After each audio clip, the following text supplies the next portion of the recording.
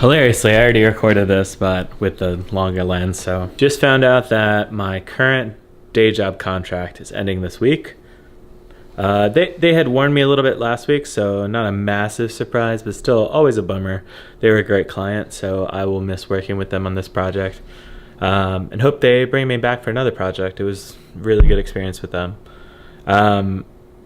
So that means that next week I have no work. I'm going to be trying to figure out this week.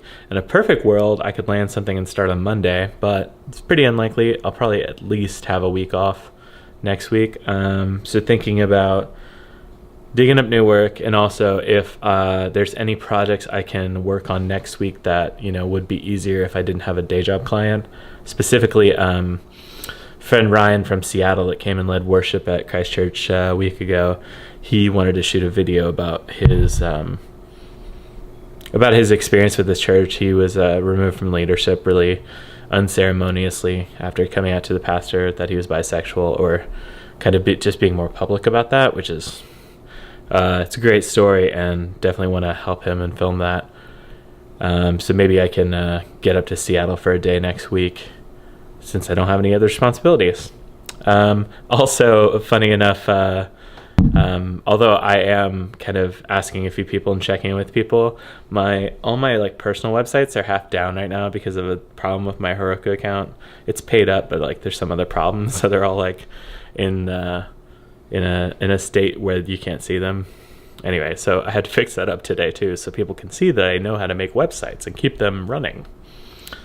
Anyway, that means today's gonna be a busy day. Still gonna be putting in a lot of work for the day job people for this week, and got a lot of other things going on, and I'm hoping to spend just a few minutes doing some testing. I want to compare the a6500, the RX100 V, and the FDR X3000 when thinking about vlogging, about personal documentation, talking to the camera, thinking specifically about microphone stuff, stabilization, and also just picture quality, like what we're looking at when we look at it.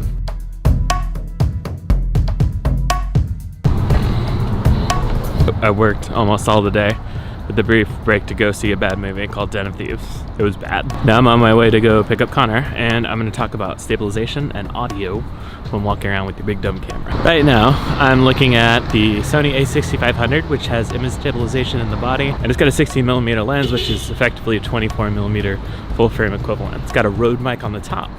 So this shot should be not super duper steady because the lens doesn't have stabilization, but it should sound good, and it should look pretty good. The lens is expensive. Now I'm looking at the FDR X3000. This is a wide and somewhere like a 16mm equivalent on a full frame camera. It has front-facing microphone and really good image stabilization. So this shot should be steady, but the image sensor on this camera is much smaller.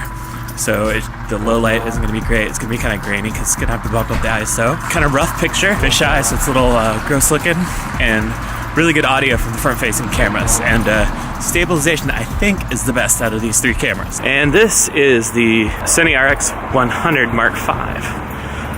So this camera has a lot going for it. It has a flippy screen so I can frame myself, and also the image is pretty great. It's got a 1-inch sensor, but in the right light and in certain situations you can't tell the difference between this and a full-frame Sony camera. So the image is pretty good. Now audio is super garbage. The microphones are on the top, so because they're not facing me, you're not hearing the audio I want you to hear, and beyond that the microphones are just bad, and without some kind of stuff on the top, some fuzzy stuff to break up the noise, you're gonna get a lot of wind noise.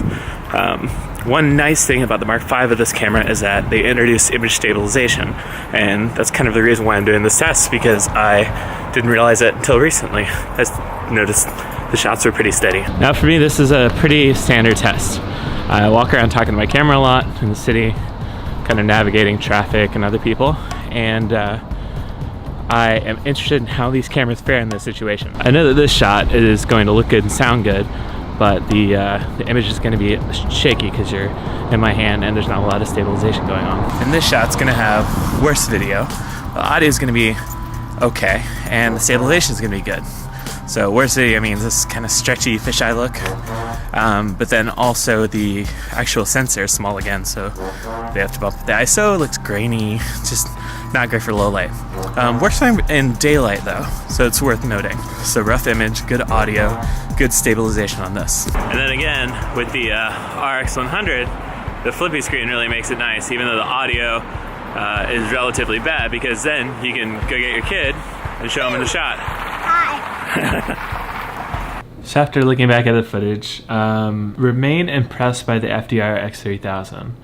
The audio sounds great. The image is not as nice as the other two, but it's totally acceptable. All around pretty solid. I did notice, I think, looking back, that the footage from the RX100 is not as steady as from the FDR X3000, but I think that's a difference between the focal lengths.